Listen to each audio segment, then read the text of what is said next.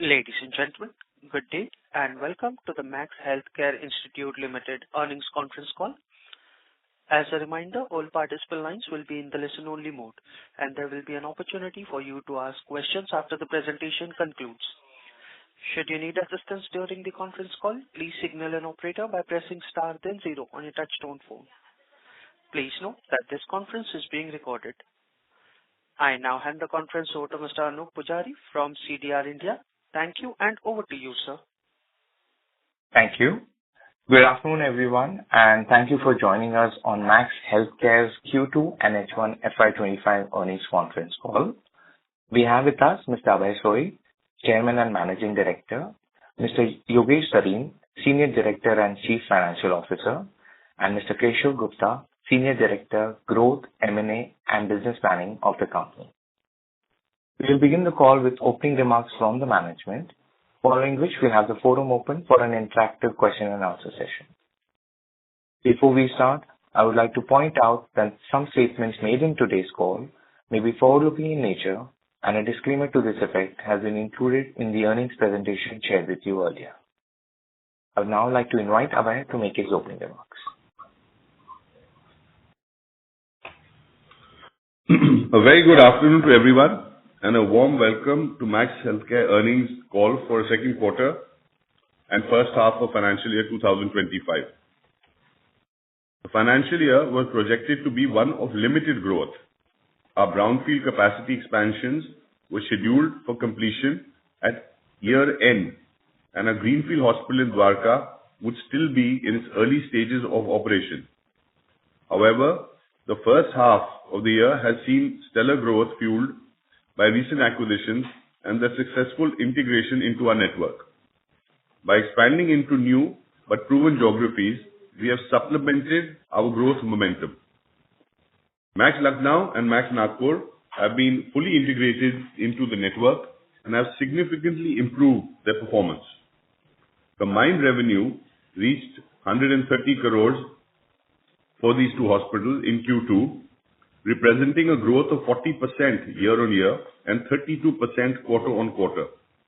Compared to the previous year, the combined EBITDA nearly doubled to rupees 33 crores in Q2 with a margin of 26%. The newly operational Max Dwarka Hospital reported a revenue of rupees 33 crores and EBITDA loss of rupees 18 crores, with occupancy of 41% and ARPOB, average revenue per occupied bed, of rupees 80,000. This hospital has been performing very well, and we believe will break even much before the end of the year, and perhaps will be the fastest break even in our history. We are excited about the recent acquisition of JP Hospital in Noida. It is a marquee asset and will strengthen our presence in the National Capital Region. The enterprise value for this acquisition was rupees 1,660 crores, and we expect to integrate the hospital into the network quicker than others. In the near term, our plan is to increase the operational bed capacity from 376 beds currently to 430 beds by March and upwards of 480 beds by December 2025. We are simultaneously strengthening the medical programs in urology, medical oncology, gastroenterology, and neurosciences through a combination of external hires, infrastructure enhancement, and technology upgrades. Now coming to Q2 performance highlights. This is our 16th consecutive quarter of year-on-year growth. Overall network revenue stood at 2,228 crores, registering a growth of 22% year-on-year and 10% quarter-on-quarter. Network operating EBITDA was rupees 566 crores. But more importantly, excluding the extraordinary items comprising of rupees 18 crores of startup losses at Max Dwarka and rupees 7 crores of transaction costs for the JP deal, the operating EBITDA stood at 591 crores, reflecting a growth of 19% year-on-year and 17% quarter-on-quarter. Profit after tax stood at 349 crores compared to 338 crores in Q2 last year, and rupees 295 crores in previous quarter. Yet again, excluding the extraordinary items, as mentioned above, PAT stood at 383 crores, reflecting a growth of 13% year-on-year. From here on, I will mention all numbers and percentages excluding the extraordinary items. Our average occupancy for the network increased to 81% from 77% in Q2 last year and 75% in the trailing quarter. While the occupied bed days grew by 18% year-on-year and 8% quarter-on-quarter. Average revenue per occupied bed for the quarter stood at 76,100, growing by 2% year-on-year and remaining flat quarter-on-quarter. Like for like, ARPOB grew by 7% for the existing beds, for the existing hospitals. Network gross revenue was 2,194 crores compared to 1,827 crores in Q2 last year and rupees 2,028 crores in previous quarter. This reflects an increase of 20% year-on-year and 8% versus the trailing quarter. The international patient revenue stood at 178 crores. This reflected a growth of 12% both year-on-year and quarter-on-quarter despite contraction in patient footfall from Bangladesh and Yemen due to political unrest. Network operating EBITDA stood at 591 crores, reflecting a growth of 19% year-on-year and 17% quarter-on-quarter. Operating EBITDA margin stood at 28.2% for the quarter. Annualized EBITDA per bed stood at 75.5 lakhs, remaining flat year-on-year and increasing by 6% versus the trailing quarter. Like for like, EBITDA per bed grew by 4% for the existing hospitals. Profit after tax was rupees 383 crores versus 338 crores in Q2 last year and 295 crores in the previous quarter. Overall free cash flow from operations was 464 crores. Of this, 217 crores was deployed towards ongoing capacity expansion projects and upgradation of facilities at acquired hospitals. Consequently, net cash position for the network stood at 313 crores at the end of September 2024 compared to 66 crores at the end of March 2024. Continuing our effort to support the local communities, we treated approximately 39,600 outpatients and 1,300 inpatients from economically weaker sections of society entirely free of charge. Both our strategic business units continued to report significant growth in the revenue and profitability. Max at Home reported a top line of rupees 53 crores, reflecting a robust growth of 24% year-on-year. It offers 14 specialized service lines across 12 cities with over 50% repeat transactions. Max Lab reported a gross revenue of rupees 47 crores, reflecting a strong growth of 21% year-on-year. It provides services in 50 cities through its network of more than 1,100 collection centers and active partners. Now coming to the status of our expansion projects. For capacity augmentation at Max Lucknow, finishing work for additional 140 beds is in progress and will be completed by December 2024, as communicated earlier. Further, environmental clearance and consent to establish and fire NOCs, etc. have already been received for additional 450-bed tower at Max Lucknow. We are completing the drawings for the same and will be appointing the contractor shortly.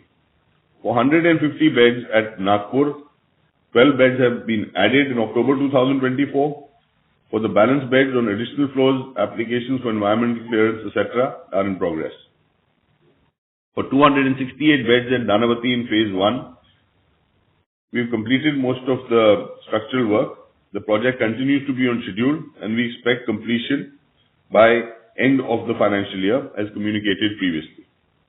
For 400 beds at Max Smart, this project is on track. We expect its completion within Q1 FY26. For 155 beds at Mohali, again, most of the structural work is complete and we expect its completion again by Q1 FY26. For 500 beds at Sector 56, Gurgaon, again, the structural work is complete, up till the plinth and above. We expect completion of the first phase of 300 beds by end of Q3 FY26. All of these are on schedule, and we see over the next 12 to 15 months, significant ramp up in our capacity, most of which via Nanavati, Mohali, as well as Max Saket should be coming through in the months of April, May, June coming. For 367 beds at Patparganj, post issuance of a no objection certificate by fire departments and water departments, etc., we've already submitted our plans. We got environmental clearance. We are doing the tendering and all of that, and they should be pretty much in schedule as well. For 550 additional beds at Max Vikrant in the Saket complex, the environmental clearance and consent to establish, etc., has been already received. Barricading work is on. The forest approval over here is delayed due to Supreme Court proceedings in relation to tree felling involving DDA and the Lieutenant Governor of Delhi. So right now, for the past 6 months, they haven't permitted anybody to remove any trees, but I think this should get resolved fairly soon. And finally, moving on to the overview of the company's performance in the first half of financial year 2025. Network gross revenue stood at 4,222 crores, reflecting a growth of 19% year-on-year. Overall network operating EBITDA grew by 17% year-on-year to rupees 1,089 crores, reflecting a margin of 27.2%, while EBITDA per bed stood at 72.8 lakhs per bed. In the first half, we generated rupees 722 crores of free cash flow from operations after interest, tax, working capital changes and routine capex, of which rupees 430 crores was deployed towards ongoing expansion projects. With this, we open the floor for any Q&A. Thank you very much. We will now begin the question and answer session. Anyone who wishes to ask a question may press star and 1 on their touchtone telephone. If you wish to withdraw yourself from the question queue, you may press star and 2. Participants are requested to use handset while asking a question. Ladies and gentlemen, we'll wait for a moment while the question queue assembles.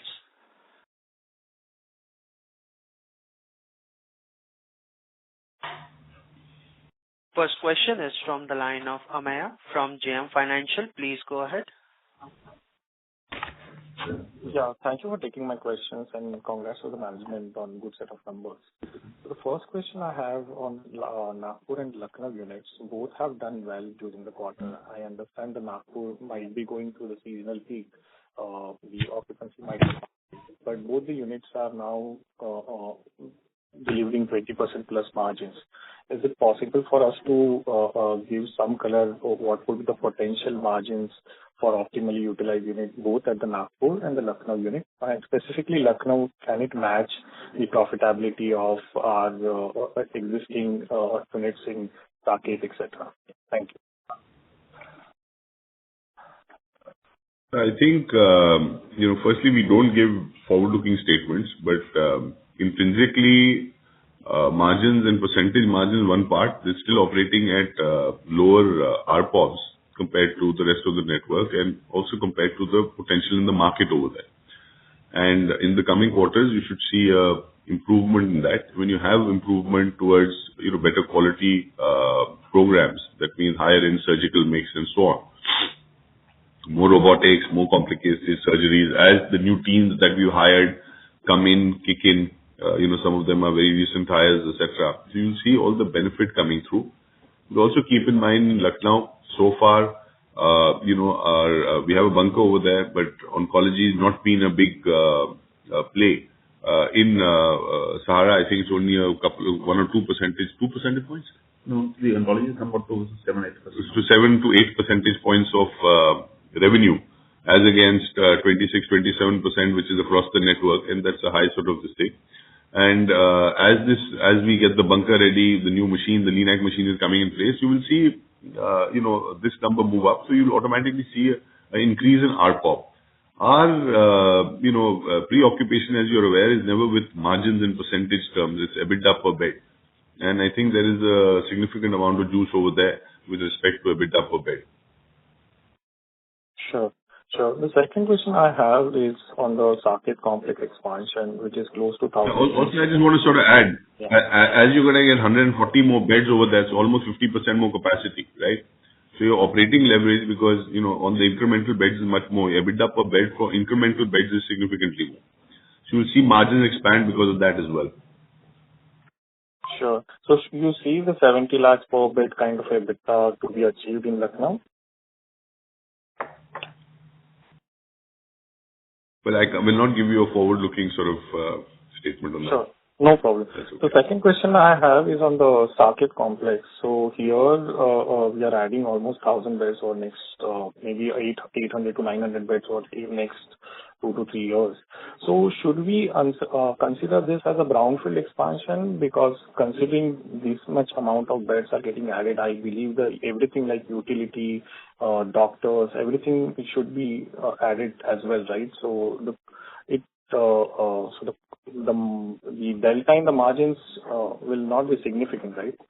Is my understanding correct, or you think that this is like a plain brownfield expansion which is happening in this locality? No, it works like a plain brownfield expansion. I think, when you look at utilities, etc., you're looking at a capital cost. As far as the operating cost is concerned, there isn't a significant increase in operating cost. If you look at the P&L, about 15% of your costs are related to doctors, and out of the 33% of indirect costs, 23% is non-medical personnel. Most of it is management. So you have, about 25-26% of the operating costs, or up to 30% of the operating cost may increase on incremental basis, but you still have significant amount of room. In each one of the brownfields that we do, the utilities, it's the same. You have to increase your utilities, both in terms of whether it's in terms of chillers for air conditioning or STP and so on and so forth. So, but it's in the same complex, yet you have these benefits of a brownfield. Also keep in mind that it's not 800-900 beds over the next 4 to 5 years. You have to look at it, or 3 to 4 years. You have to look at it slightly differently. You're going to have 400 beds, let's say in the month of April, May coming up, which is now. Right? We expect, very quick sort of ramp up of those 400 beds, like we witnessed in our other brownfield expansion. The next set of 500 beds, is going to come up after 3.5 years. Basically, you had a run on these 400 beds you'll have for the next 3.5 years, 4 years. My belief is that these beds are going to get occupied in very, very quick time. And you're going to run out of capacity way before, your new beds, which is another 500 beds in Vikrant, are going to come out. Got. And the third question, if I can squeeze in, on our profitability for the core business is still healthy at 20% plus margin, but it has dropped slightly year on year. If you have to call out anything there? Again, the point I'd like to call up is you need to change your view of the margins. When you start doing high-end surgeries or high-end payer mix, your margins in percentage term comes down. In absolute terms, it goes up. I mean, you rather do, and I keep saying this, rather do 10 lakhs rupee surgery with a 20% margin than a 2 lakh rupee surgery with a 50% margin. If you look at medical patients give you more margin in percentage terms, but less in value terms. Whereas a surgical patient, a liver transplant patient, a heart transplant patient gives you a less in percentage terms, but more in value terms. You see, but that's the patient you'd want, right? Right. You need to see it as in context of, three aspects. You need to look at EBITDA per bed, that's one. Secondly, you have to compare it to same time last year, rather than on a quarter-on-quarter basis. Q2 is always a medical quarter. Your ARPOBs are lower in Q2, but it's always also characterized by higher occupancy, which you've seen. And the third aspect is that if you are going to look at EBITDA per bed, you've got to take out at least the newer acquisitions that have been done. Because, be it Dwarka, which is being started right now, or Lucknow, which has been acquired, or Nagpur, they're still, in the building stage, right? So they enjoy lesser EBITDA per bed. Sure. Sure, I will join Other that. than that, if you look at it, it's a fairly healthy. Yeah, so the EBITDA per bed has grown by 6% Y-on-Y, right? And this is despite the fact that we had a immigration business, which we mentioned last quarter also, which has dropped by 44%, right? And it was very high margin, high EBITDA business, high EBITDA margin business. And I would say that has some impact, but I think that will get normalized from quarter 4 onwards, because we had that drop from quarter 4 of last year. So I think that once that get normalized, you'll see that even EBITDA per bed growth will be much better than what you see today, which is 6% Y-on-Y. Got it. So going ahead, for the existing business, the EBITDA per bed improvement would be largely inflationary, or you think there would be improvement in terms of the productivity as well? So you know that the ARPO was growing by 7%, right? And if I really adjusted for all the immigration things, etc., it will be from 8 to 9% growth in the ARPO. And in the 8 to 9%, 2% is because of price. Rest all is efficiency in terms of process efficiency, or I would say peer mix, and also the case mix, right? So that is what we call efficiency. Then that's what will continue. And I don't think we will see any big change in these numbers in terms of growth in ARPO, etc. Going forward. Sure. Thank you so much. I will join. Thank you. Next question is from the line of Neha Manpuria from Bank of America. Please go ahead. Thanks so much for taking my question. On the JP asset acquisition, I just wanted to get a sense on, do you think, if I look at the numbers, EBITDA bed obviously can be better, but, in terms of occupancy, ARPOB, it seems pretty decent.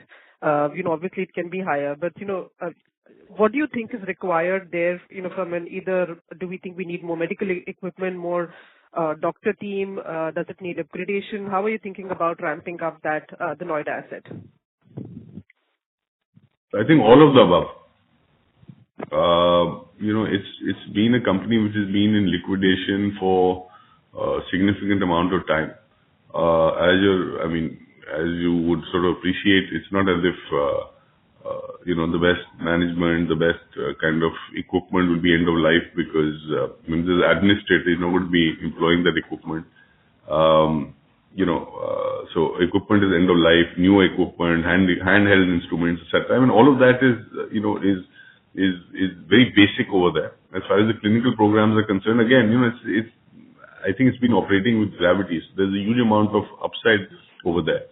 I think separately, it's been operating as a 380-odd bed hospital. We believe very quickly you can move to a 500-bed hospital within the current structure, without making any significant sort of changes. And this can be done in a matter of, in a few quarters itself. So if you ramp up the capacity, you move up the clinical programs, you move up on the ARPOBs, the payer mix, etc., I think you'll be able to get there. To me, given the location, given the the access, and given the quality of infrastructure, it's a marquee asset. So when you have that kind of this thing, it becomes an easy sort of. I have no doubt that this will play out the same way as Lucknow, Nagpur, or better. And are there any litigation, etc., that we need to be worried about, which needs resolving, or which could be a liability in the future that we need to be mindful of? None whatsoever. None. Okay, that's helpful. There are no pending litigations. See, that's the wonder of buying through an NCLT process. Yeah. That if there are any creditors, if there are any claimants, etc., there is a time-bound manner in which they have to sort of raise their hand and put it, be it any department, be it even this government regulatory department. So, the NCLAT process allows you, to basically step up and say, look, this is what my claim is. And after that time, those claims are not entertained. In this case, it's not as if, all the claims that were entertained at the NCLAT proceedings, all of them have been satisfied. And more importantly, even post that proceedings, there are no further claims which have been raised. Okay. Okay. When you get something through a High Court order, that is a High Court. You get something via a High Court order. I mean, how do you question that? Yeah. Yeah. So it's a fairly clean, from a litigation perspective, there's no big overhang that we need to be worried about then. I mean, you can't have a cleaner sort of title than that, right? I mean, once you're getting it through the High Court. Fair enough. And there are no creditors which are dissatisfied creditors either. So it'll all have been fulfilled. So I don't think there's any... Understood. What about the two other, the Bulandshahr and the Noopshahar? And Bulandshahr, I think, is commercial. So, would that be meaningful enough? Should we be considering that when we are, looking at the math? No, they're not meaningful enough. And I think, we do not even attribute any value to it. Really, the question is that, whether we should focus and spend CSR time and money on this or just sort of, Understood. Wrap it up. We'll figure it out. But it's meaningless in the overall context. And last on GP, we've acquired part stake, right? The rest of it, what is the process for that? By when do we see the full acquisition? I think the next few days we should have that wrapped up. Okay, perfect. So it's So there was this call and put options. So they have exercised the put. So I think hopefully next week we should be wrapping it up. Okay, got it. Thank you so much. Thank you. Next question is from the line of Damayanti Kedia from HSBC. Please go ahead. Hi, my question is on Dwarka. So, Abhay, in your opening remark, you mentioned Dwarka will still be in ramp-up phase for most of this FY25. So, just want to understand, on TPA and insurance empanelment, I believe discussions are underway. So, when do you expect this 18% revenue share will likely move up to the network level, 30%, when you empanel the required number of channels? So, Damayanti, presently the TPA, empanelment is underway, right? So, we also waiting for the NAB certification, etc. You know that some of the TPAs have requirement to have a NAB certification. So, we do think that, by the end of December, we should have all of them in place. And that's the time, January onwards, we think, we should be, more than 30% revenue coming from TPAs. Okay, so by December, most of the contracts will be signed and then you'll build up from there. Yes, okay. Yes.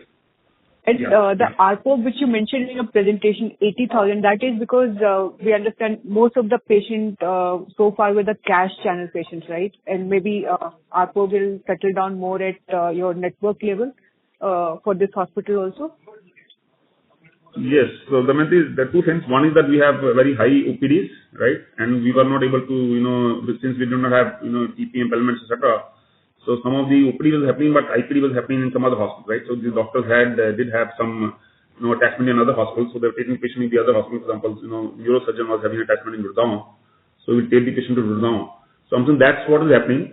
So, I think hopefully when we have everything in place, then the ARPO will moderate a bit.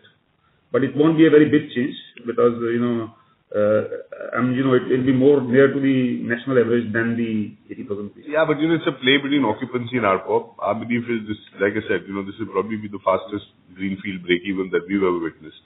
And very good traction. It's a matter of time you have the TPAs, etc. signed up. When we started end of July, so pretty much August, it does take 3 to 6 months to sort of sign all the contracts, etc., etc.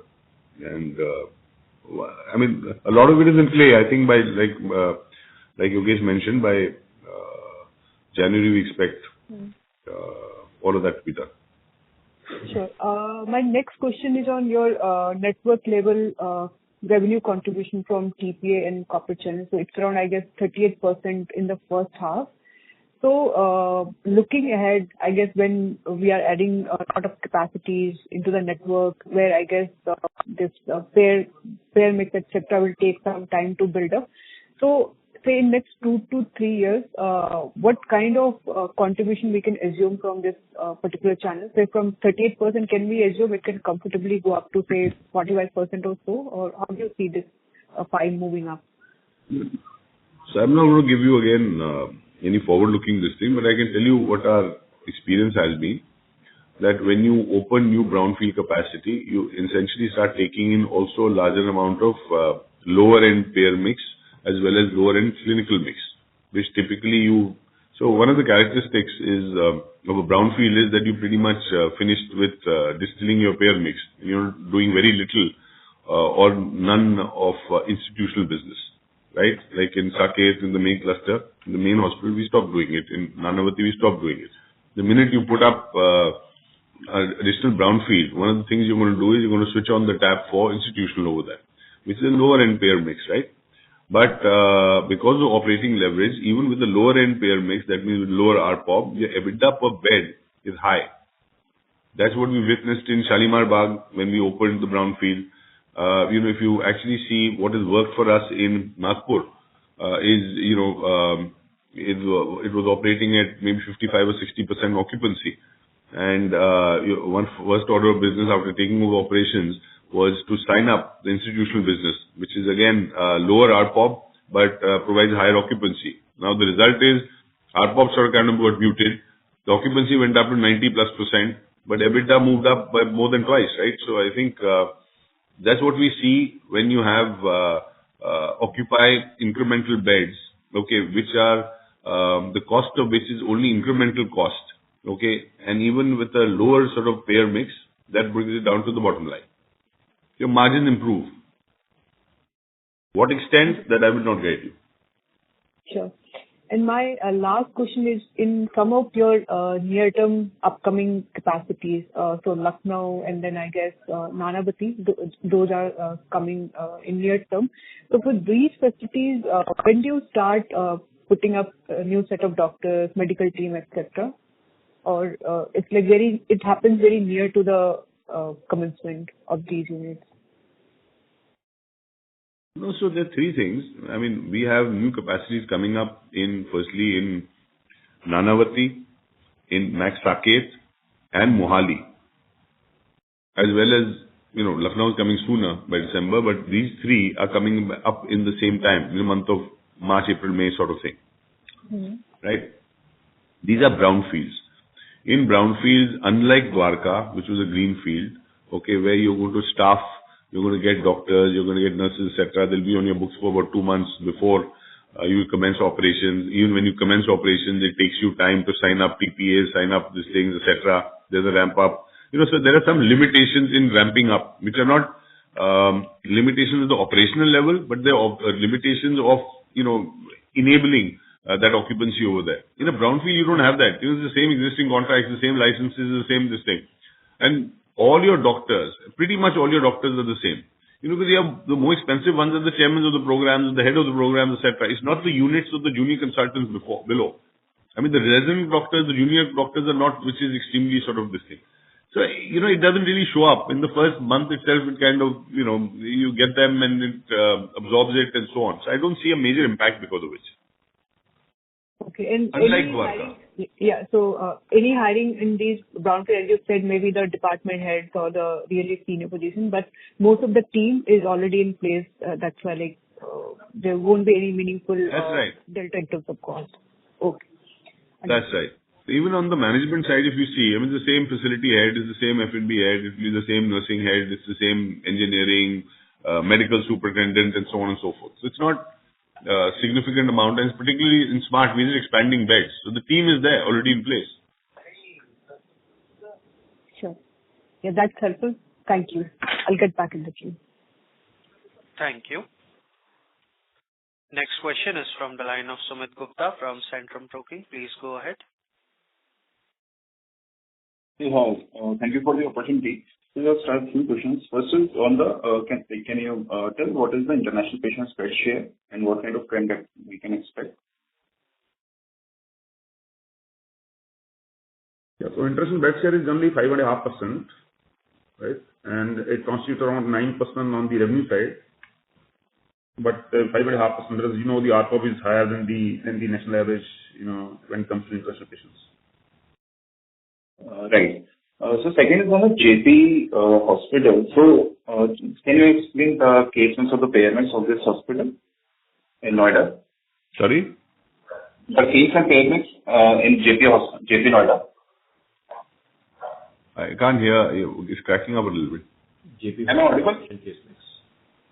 Yeah. So JP hospital patient case mix, about 25% of revenue comes from institutional business, and about 10 to 14% of business month-on-month comes from international business. Okay.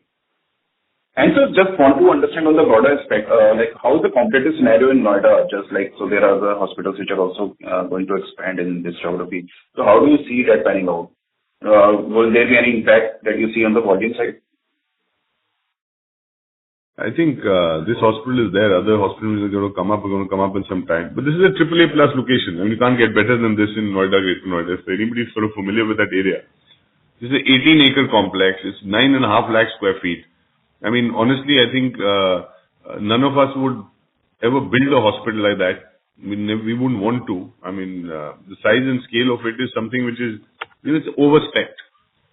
So from that standpoint, the benefit is that you get something with that size, that scale, that location, that kind of infrastructure, which nobody is going to operate. It's like, you can make a in Jaipur, you can make a new hotel, but there's one Rambagh Palace. This is the Rambagh Palace over there.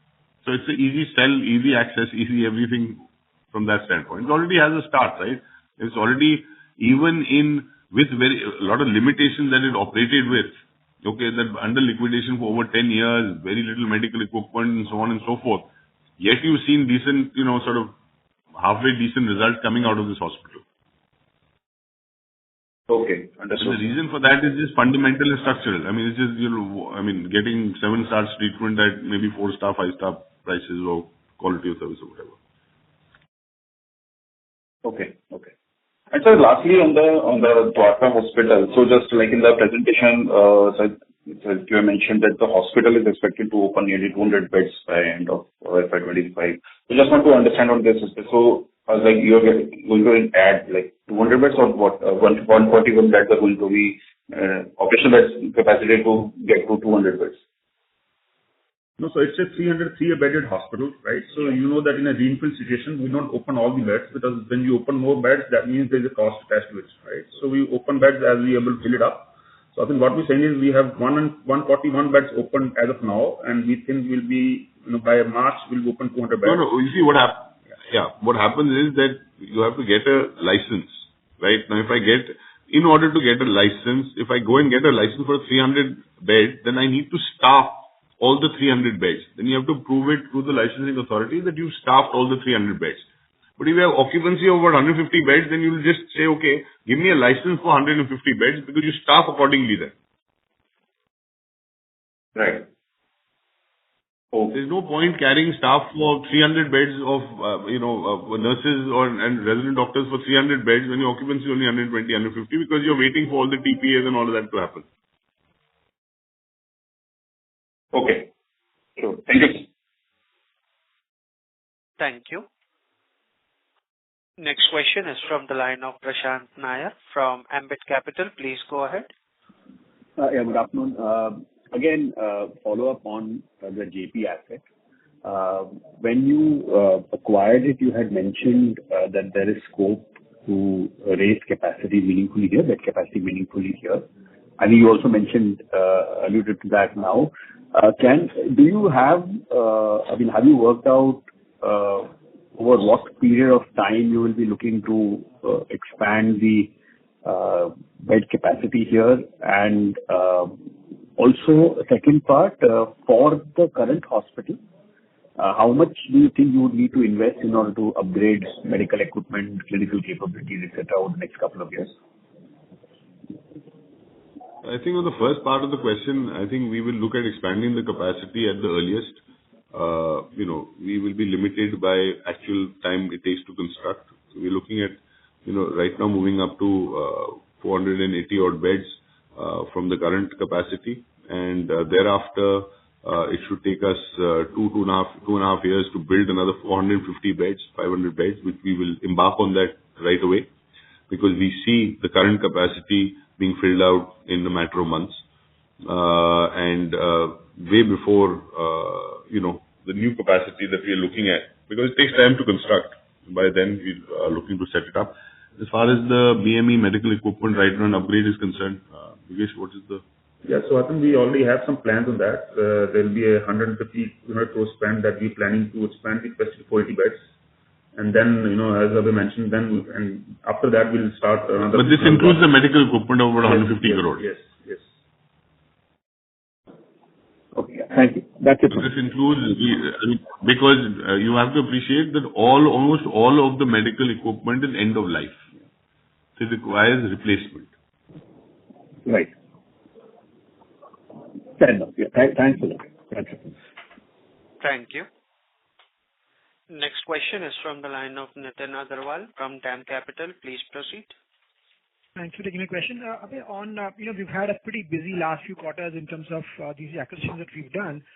So, and with a bunch of new assets coming on stream next year, as you mentioned, are we looking to take a pause on the inorganic growth part of plans, or there is still, we still continue with the inorganic growth activity for the next few quarters? No, if we have a pipeline, we keep getting opportunities to add marquee assets. We continue to do that. We certainly have the balance sheet and we certainly have the bandwidth. Okay, that's good. Secondly, on JP, so we mentioned 1,600 crores, if I remember, as the EV for the business acquisition. This includes the entire payout for the entire equity and whatever debt we've taken on for the asset? That's right. That's the enterprise value. And beyond this, we mentioned there is going to be some registration and transfer charges. So how much of that will really account to? It's already paid for. I think it's about 60 odd crores. Yeah, around 60 crores, which is over and above. There's EDA Authority has a rule where even if there's a change in shareholding, there's a amount to be paid. So it's a 62 crore rupees that we paid. That's already paid out. Yeah. No further transfer charges. So, how should we think about the assets? So we paid about, 1,700 or plus, including the upgrades and all, about 1,800 odd crores for buying out an asset for about, which for a 500 bed asset. Is that the way we should think about it? Apart from, obviously, it's a running asset that gives us immediate EBITDA versus a greenfield investment that we would have done. But in your mind, how should you evaluate this versus assuming you were to make a same greenfield investment, assuming there was an opportunity like this in Noida, to versus acquiring this asset for the price that you paid? See, look at it from a ROC standpoint, right? I think essentially what you're doing is you're looking at a 500 bed with new asset which is renovated with new equipment, etc., and capacity to add another 1,500 to 1,700 beds over there on the land there is, right? So very clearly, if you want to look at it over a 4 to 5 year plan, you look at 500 beds plus another 450 beds that you would be able to add. You already got the land for it. Right. And you look at what is the EBITDA and what sort of ROC you're able to get. If you're able to generate more than 25%, 20-25% return on capital employed over that period of time, it's a good acquisition. That's how we look at it. It so happens that this one is the easier sell, perhaps because it's a marquee asset with that location, with that this thing and so on. But no matter how you cut it, no matter how you look at it, even if you look at it sans any expansion, a 500 bed hospital, in this location should give you about 250 odd crores, should give you about 300 odd crores of EBITDA. Okay. So let me just tell you how we look at it, right? So basically also, if you take, we have a hospital in Vaishali, right? That's a 360 bedded hospital, 367 bed actually. And this is going to be 480 beds, right? Now 480 beds with all the money that we're going to spend, etc., is going to be roughly around 1,900 crores. And this hospital in Vaishali does, roughly around 380 crores of EBITDA every year, right? And that's a 360 bedded hospital. So this is going to be 480 bed hospital. So this is actually a better location, better access, better infrastructure than Vaishali. Yeah. More beds, 18 acres. That's 2.5 acre piece of land. So you can obviously, you can see the kind of, numbers that we are going to expect from JP, given that we have a benchmark in the same market already giving that EBITDA margins and so our normal bed size, average is about 1,100 square feet per bed. This is close to 2,000 square feet per bed, already constructed. Oh, okay. That's it. Abhay, when you are looking at consistently evaluating a pipeline of various sort of assets, so the kind of transaction that you've gotten on the JP Hospital, is it more of a one-off transaction, or there are similar such transactions which are there for the taking in the market? Well, if JP is a one-off, then I guess Sahara was a two-off and then Nagpur is a three-off, right? So I think we keep doing these one-offs, which we like every once in a while. Right. And lastly, I think Sahara, Lucknow was very similar. So was Nagpur. No, I get it. I appreciate that. Yep. And lastly, on Dwarka, you talked it's going to be our fastest probably break-even for a greenfield.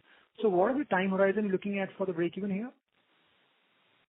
On the outside, we'll look at it before end of financial year. Okay. Thank you so much. Thank you. Next question is from the line of Andre Purushottam from Cogito Advisors. Please go ahead. Thanks for taking the question. First of all, thank you for putting in an exceptional performance, not just for the last quarter, but for so many quarters. And as a long-term investor, I want to express my appreciation of the performance. My question is really a follow-up from one of the earlier questions in terms of the levers that you have to increase EBITDA per bed.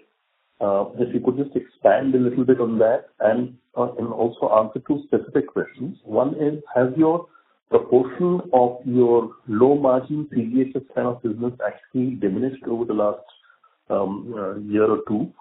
And how do you intend scaling up your international business per se, and also perhaps to compensate for the possible reduction in volumes from places like Bangladesh? And how important is Bangladesh to your total share of patients of the international business per se?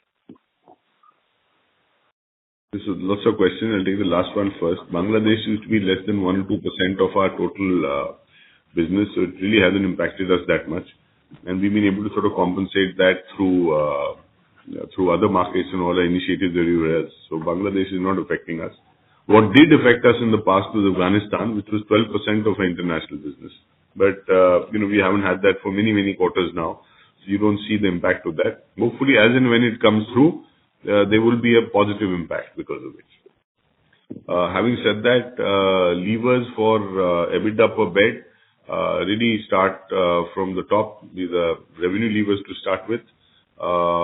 And perhaps most of it are revenue levers. Okay, got to do with adding clinical teams, adding occupancy, increasing more beds. So, every revenue lever that you can sort of imagine will play into the bottom line and increase your EBITDA per bed. Because I think as far as costs are concerned, we are pretty much in queue of where we want. Any benefits over there will be only incremental. Okay.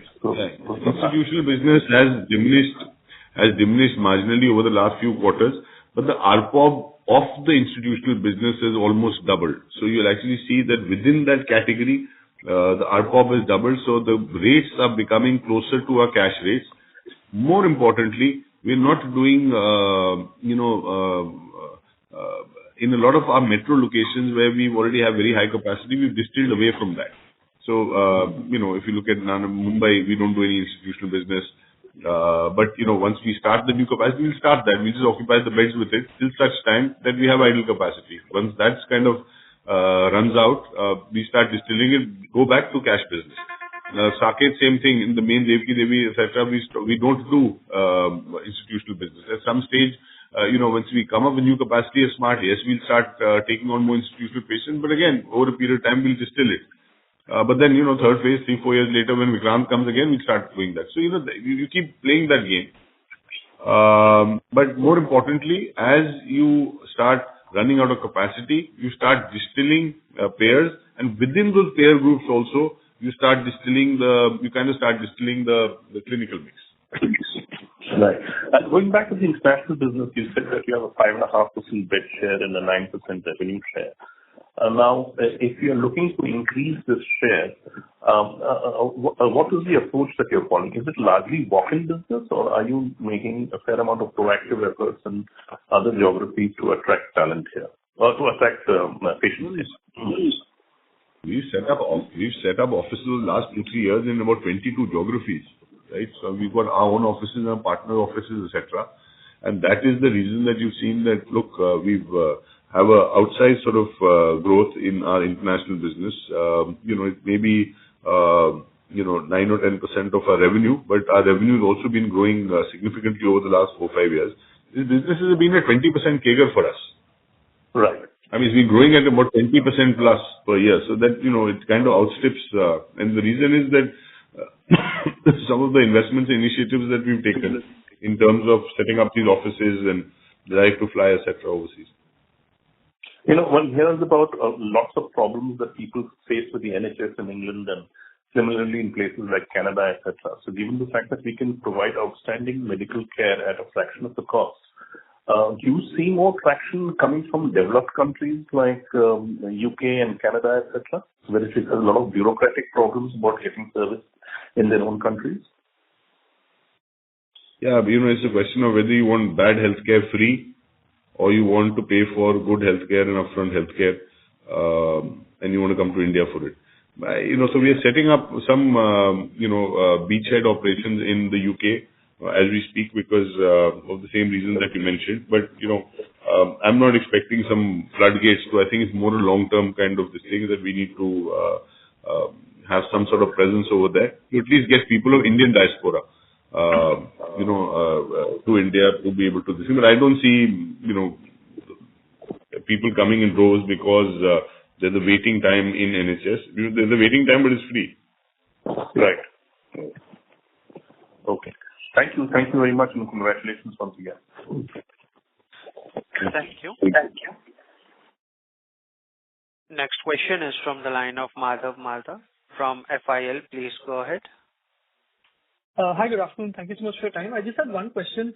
On the Dwarka unit, it's quite encouraging that, a greenfield asset can break even in a very short period of time. Could you just give some color in terms of what drives this? Because I guess a general understanding for everyone has been that greenfield assets take, let's say, 2 years, 2.5 years to reach EBITDA break even. But since we can do it at a very good pace, just what are things that are working in our favor, just for my understanding? Thank you. No, I think it's not 2.5 years. It takes about 18 months to break even. Typically, it should take about 18 months. And that's par for the course. But having said that, I think, this is, again, a excellent location. The first, this thing is always the location. Second is the infrastructure. The third is, how much underserved that market is. And fourthly, I, tend to believe that our brand that is NCR centric. We already have 14 odd facilities over there. Makes a big difference. There is a very strong brand recall. My belief is that we would have already broken even if we had all the, the institutional tie-ups, the NABH, etc., which typically you need 6 months of data to get NABH. Once you get NABH, you get higher rates from institutions. So a lot of it is process related. But otherwise, I mean, for us, again, once the location is good, once the infrastructure is good, access is good, then, it shouldn't take time to ramp up. Also team of doctors. We've been able to access or get very, very good team of doctors. But, that's the Max advantage, particularly in NCR, that we are able to attract quality talent. Understood. Got it. Thank you. Thank you. Next question is from the line of Amit Tiwani, an individual investor. Please go ahead. Thank you, Abhay. Thank you so much for taking my call. I particularly enjoyed the response to the question whether JP was a one-off. But jokes apart, I also enjoyed how we've broken up the business into existing and new units. So, can you, at 81% kind of capacity utilization, we are a little bit maybe constrained for volume growth in the existing units. So, can you, a little bit of a forward-looking statement, what would the growth that you estimate in the existing units in volume and ARPOB going forward? I mean, just a ballpark, even a range is fine. And even I'm looking for more of a longer term number rather than a short term number. Firstly, 81% is a seasonal number, right? I mean, it's because of seasonal flus, etc. Normally, the second quarter has a higher occupancy. So you'll see actually in Q3, perhaps the occupancy is to get a little more muted than that. And that's traditionally been the case. Whatever is in Q2, Q3 is lower, Q1 is lower, and then Q4 again you ramp up. So yes, the other characteristic of having a capacity constraint is that you have you have a higher move up in your ARPOB. Simply because when you have capacity constraint, the lower end clinical mix and lower end payer mix is perhaps not given the priority. And when you haven't given it the priority, you post those surgeries and procedures at a later date, they're likely to evaporate. When you have capacity, all of that lower end payer and clinical mix comes through. But like I said, it's also characterized by higher EBITDA per bed. So it works out better to have higher occupancy than a ramp up in ARPOB. The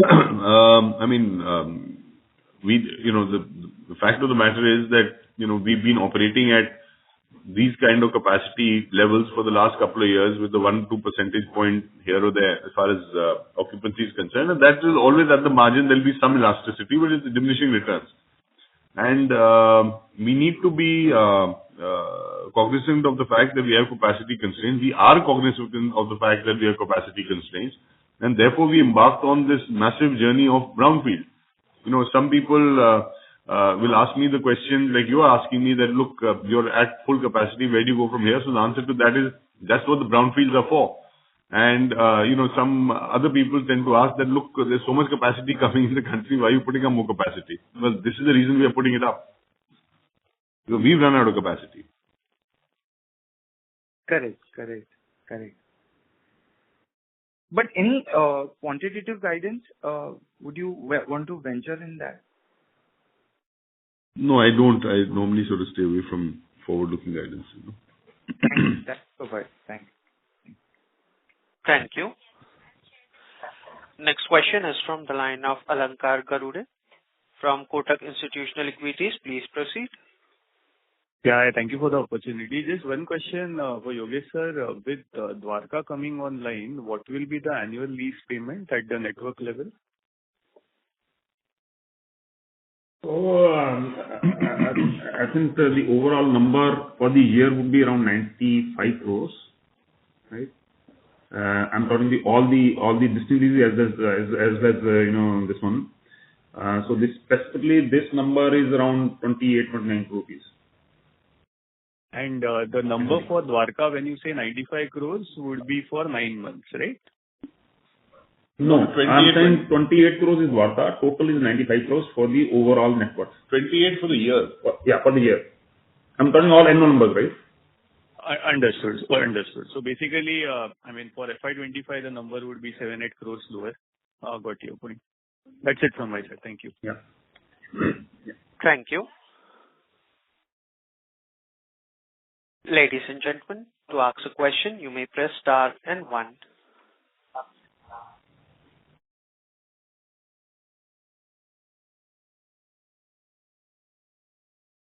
As there are no further questions, I would now like to hand the conference over to the management for the closing comments.